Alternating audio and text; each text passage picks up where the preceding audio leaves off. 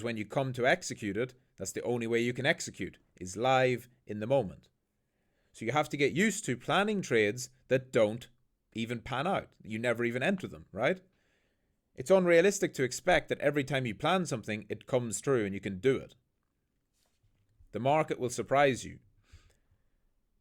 But this trade is a momentum long into inefficiency. So above, there's an inefficiency before a breakdown in the red box.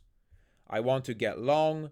Once the trend line breaks, we get some type of a pullback, and then we break the high before that pullback. So we have a break of structure, BOS, and that is my trigger to enter. A confirmed BOS after the trend line break. My initial stop is below the trend line. So there are my 3 rules, very simple plan.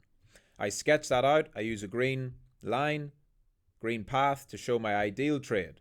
Enter, almost no drawdown, all the way to my target. Great. 1.8 hour winner. Perfect. Then I sketch out what happens if it goes wrong. And the 2 main ways I want to look at are, 1, what if I'm just wrong immediately? And that's the red line. And this is the max pain scenario. This is the scenario that I know every single student watching this has had, and yet I bet you never planned it before your trade. That plan is, you get the same trigger and you enter. Price goes in your favor very, very briefly, and then immediately reverses all the way to your stop loss. Doesn't just go to your stop loss, but then reverses from there and goes all the way to your original target. And leaves you saying, oh, if only I used a wider stop. If only I did this. If only I did that. I'll tell you what, my if only portfolio is up only. It's got billions of dollars in it, as does everyone else's. So forget about that. It's all just part of the game. But you can help that emotional control. This is massive, massive, massive for helping your emotional control. If you planned that before, you obviously don't want it to happen, but you can at least say, that was on the table. Yes, I saw that as a possibility, and I still chose to take the trade. Fine, I took a loss, okay, but it didn't catch me by surprise. And that will help you so much, because you won't feel like it's manipulated, you won't feel like you're being hunted, you'll realize, no, this was one of those instances where price didn't go for me. Then, at least a second one. So a second path, 3 in total, a second negative path, which would be, it goes on side, it then continues towards your target. So you're in profit for some time.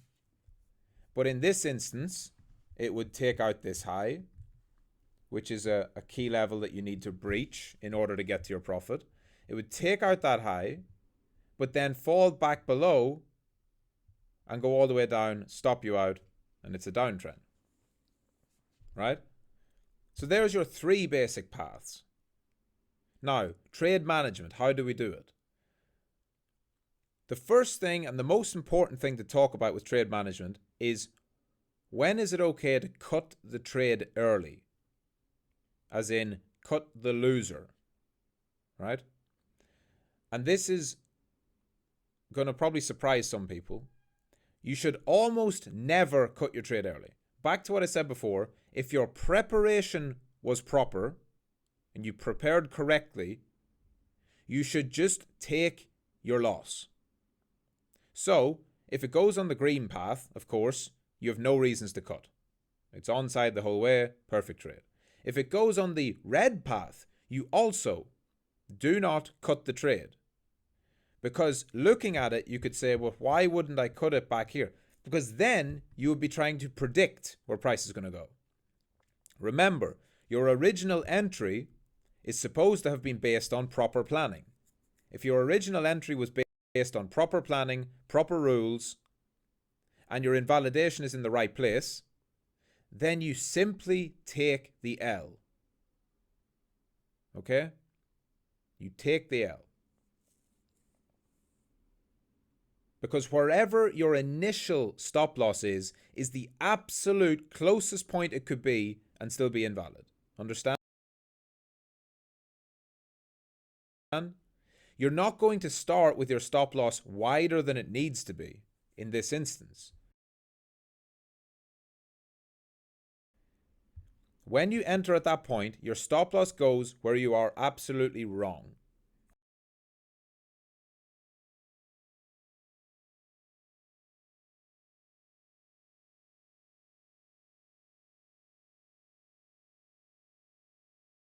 Which in this case would be below that low and below the trend line, both of which would indicate this is not trending.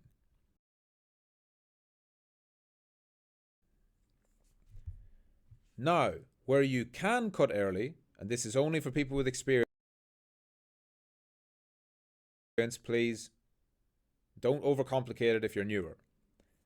Where you can cut it early would be the orange path. That is where price goes in your favor initially, which in this case would create a further break of structure in the uptrend.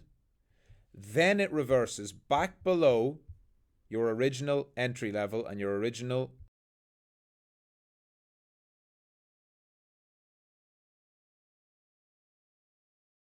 line. The reason why you entered in the first place, the bullish break of structure,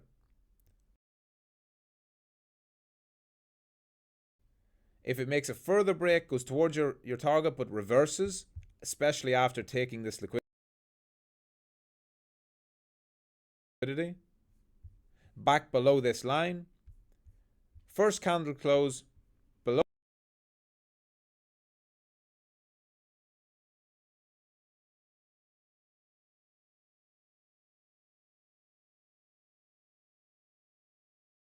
the black line, you could cut the trade and take a smaller loss.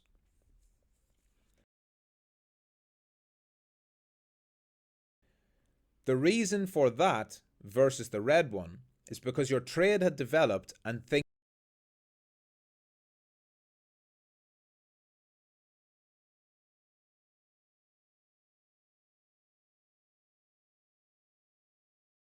changed, right? Because when your orange line happened and price went in your favor for a while, your stop loss would no longer be here. Your stop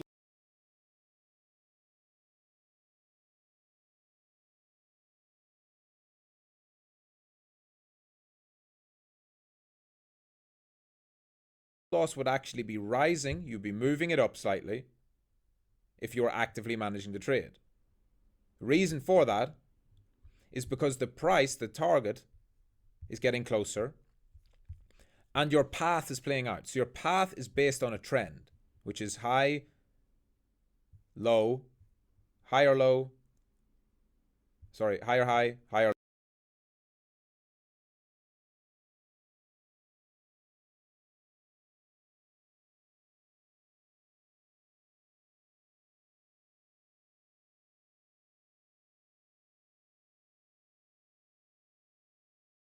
low. You make another higher high, you'd be expecting to see a higher low. So you would be expecting that the orange path would not go there. You would be expecting the orange path would bounce from here. Okay? Because it doesn't, because it breaks down,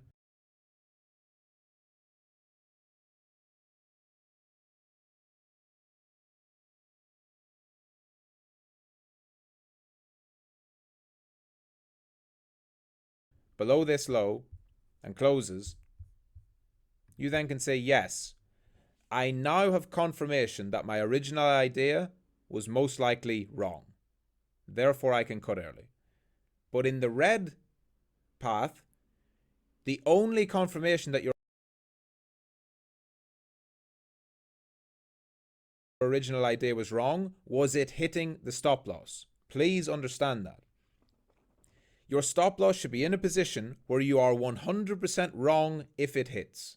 Therefore, on your initial trade, price could go 80%, 90%, 95%, 99% towards your stop loss. If it doesn't hit, it's still valid.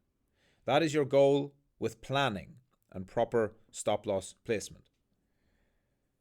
So that is how you manage the trade live and actively.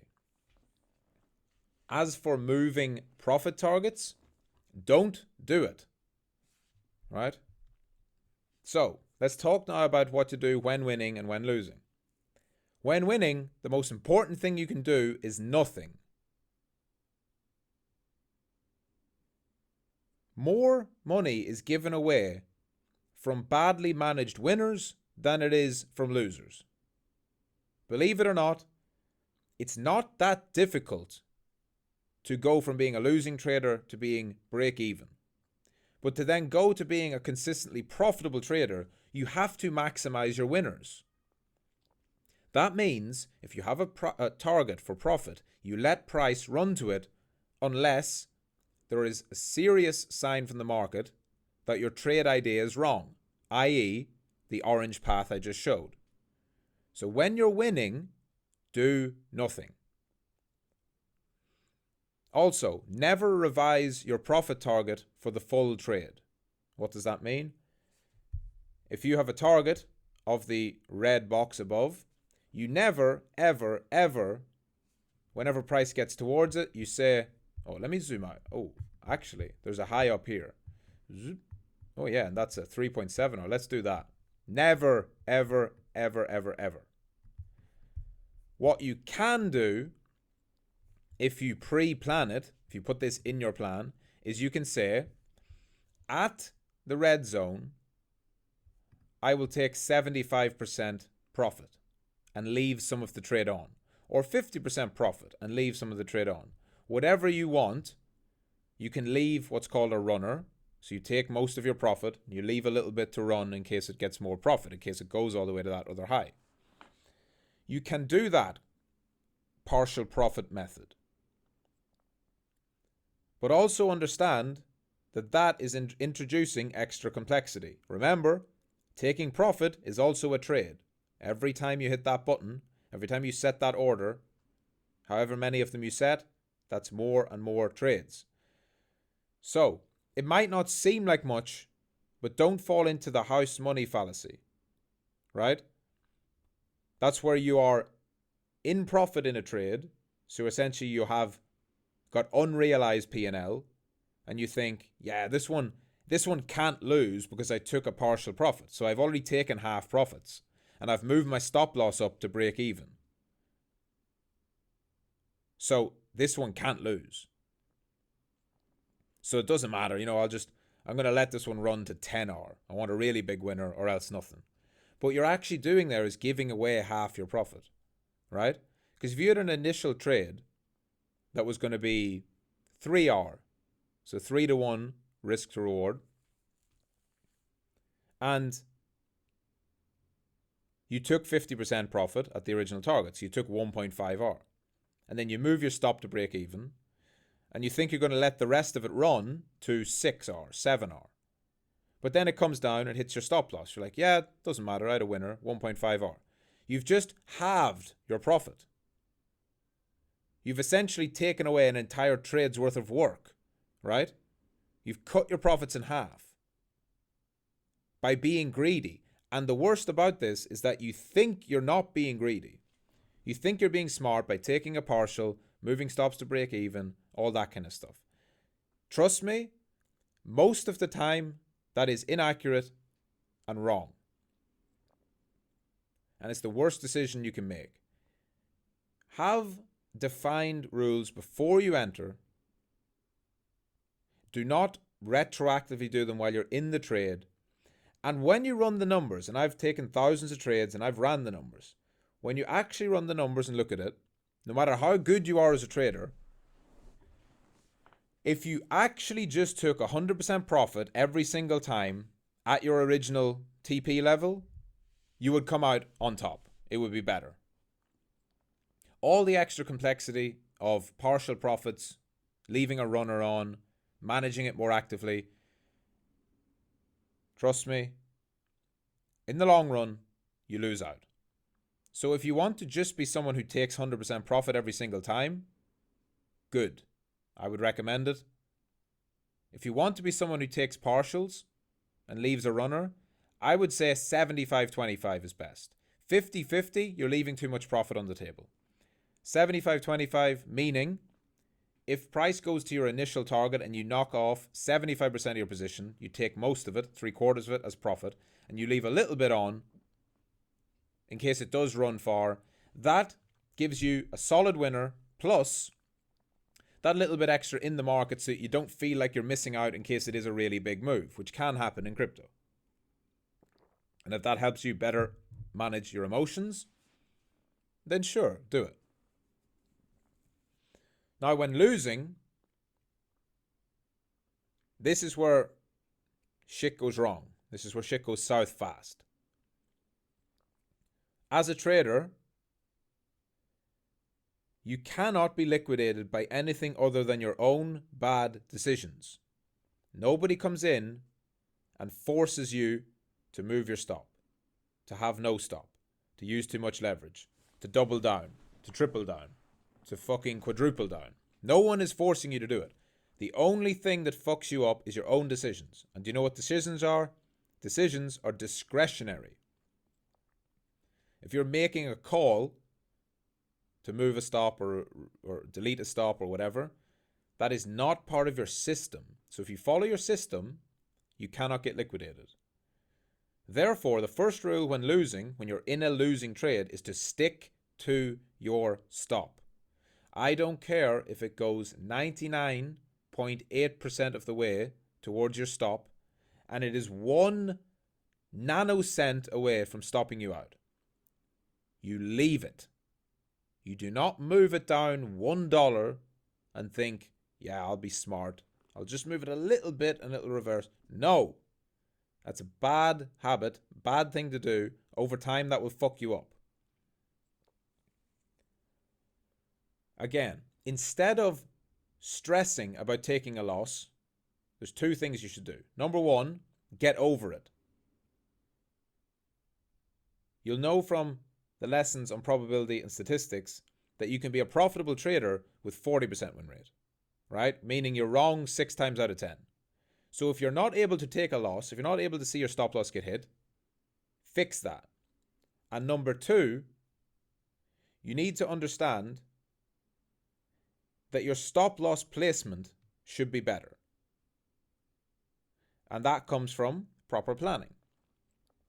So you have to trust your stops.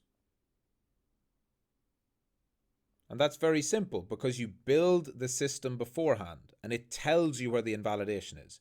If it's a momentum trading system and you get in after an impulse candle through a key level, your stop loss goes below or above the previous impulse, whether it's a long or a short.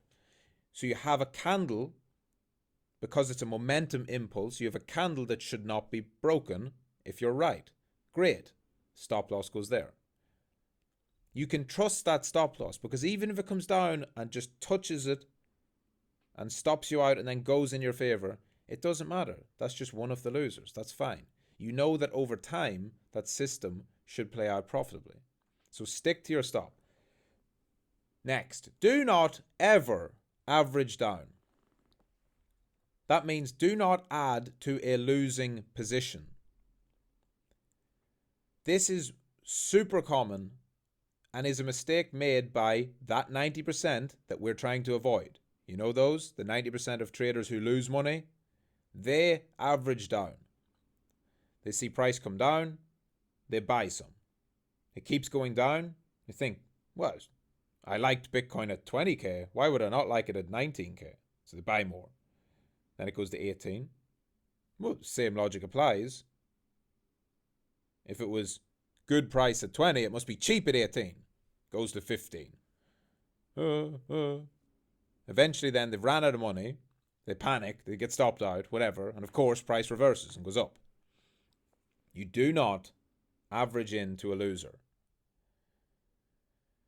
The idea of trading, and again, this goes back to your proper planning. If you plan correctly, you should expect your trade to go in your favor relatively quickly. Doesn't mean instantly. But if you're planning a trade that has an entry at 20k, your stop loss should not be at 15k, right? Even as a position trader, I struggle to see why that would be valid if price is coming down. If price is on the way up and you're entering an upwards momentum move, then sure, you wait for it to break above a key level, and then you enter and you put your stop loss below the previous swing low. But if you're trading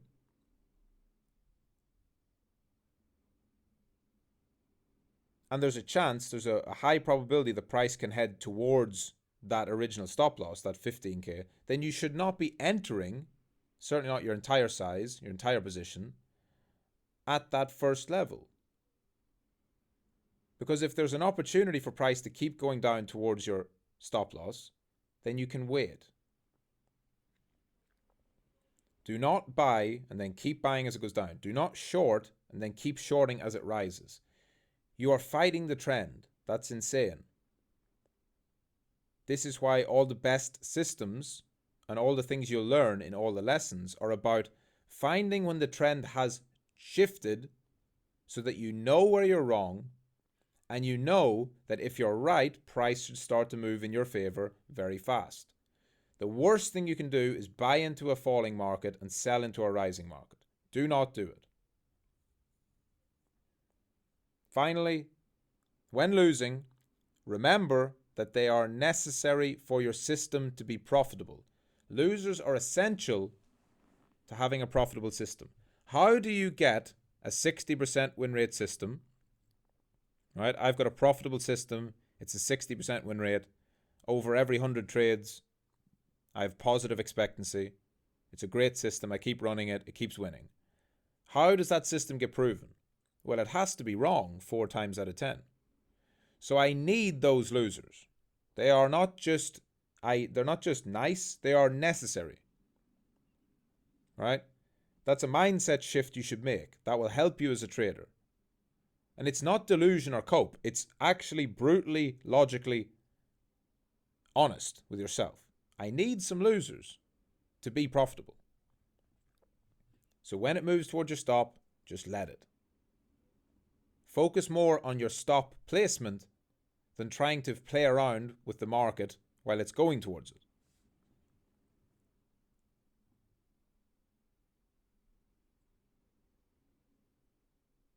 So, that's trade management as an overview. And I want to talk about a concept called pyramiding. This is an advanced concept. It's also known as compounding.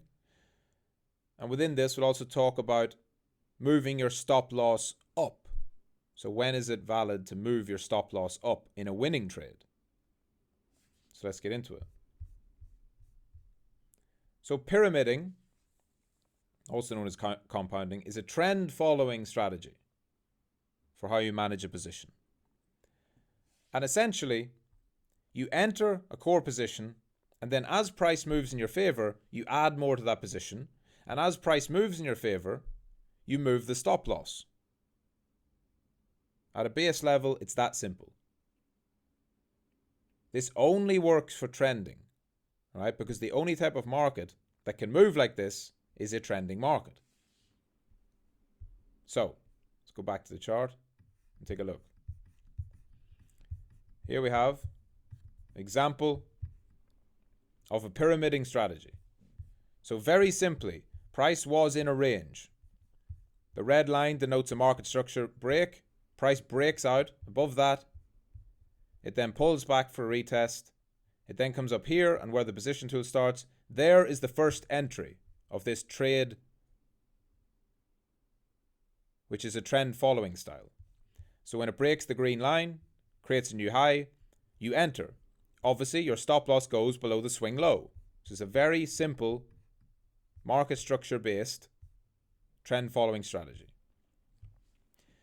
The concept of pyramiding is that you could enter 100% of your position as normal on this breakout with the stop there, and then you would take profit at whatever, predefined level. It might be an old high, it might be an order block, whatever you use in your system. The concept of pyramiding is to catch bigger moves and also scale into them.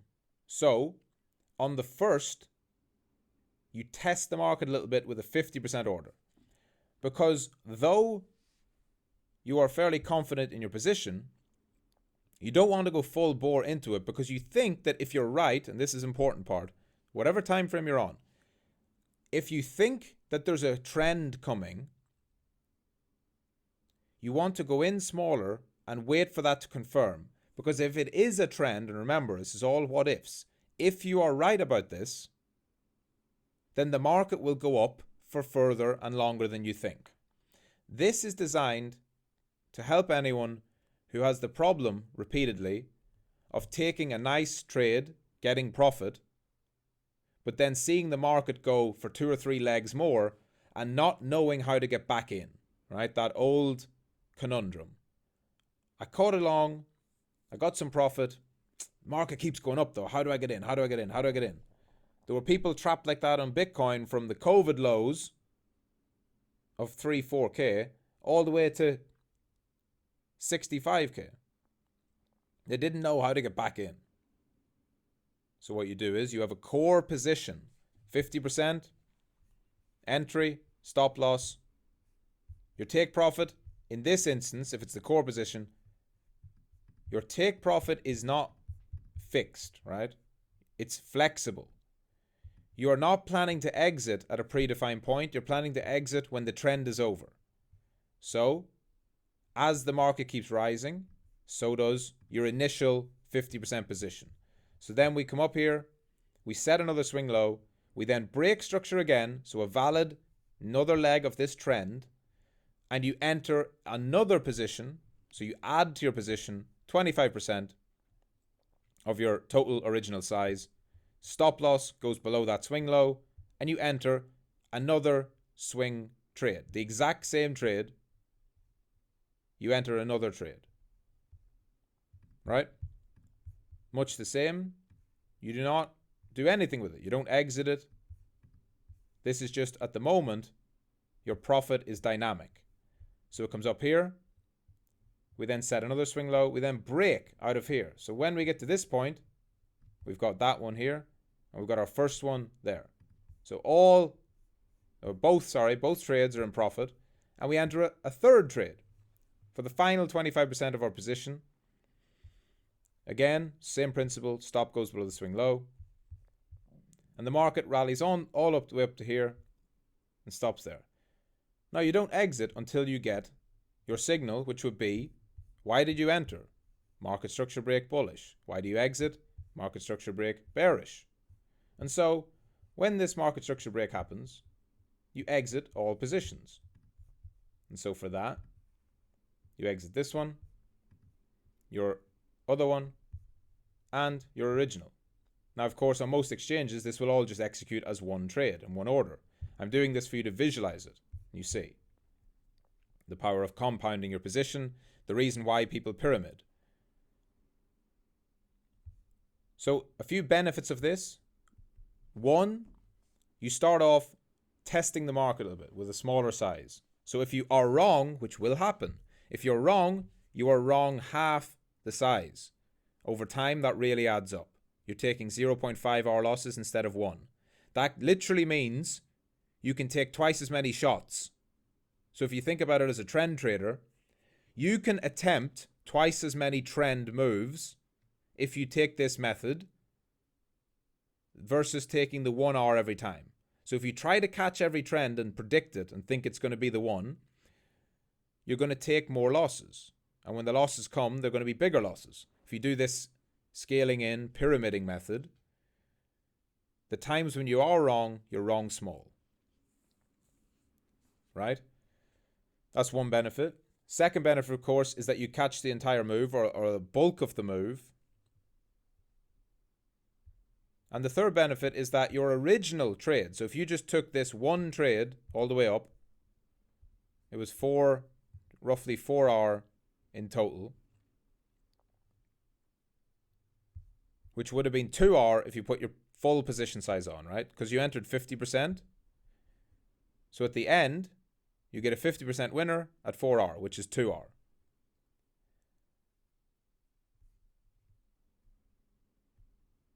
You then